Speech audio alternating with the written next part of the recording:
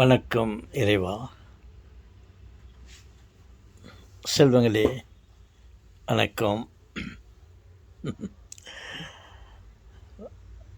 பாருங்கள் செல்வங்களே,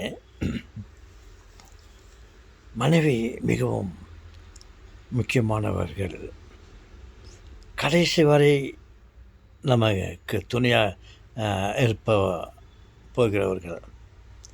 இருந்தாலும் மனைவிக்கு முன்னே தாய். அந்த தாய் இல்லை என்றால் நமக்கு மனைவி இல்லை. அதனால் எந்த நிலையிலும் தம் தாயை நாம் மறக்கக்கூடாது.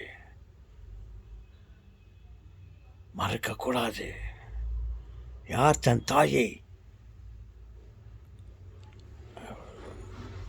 மதிக்காமல் இருக்கிறார்களோ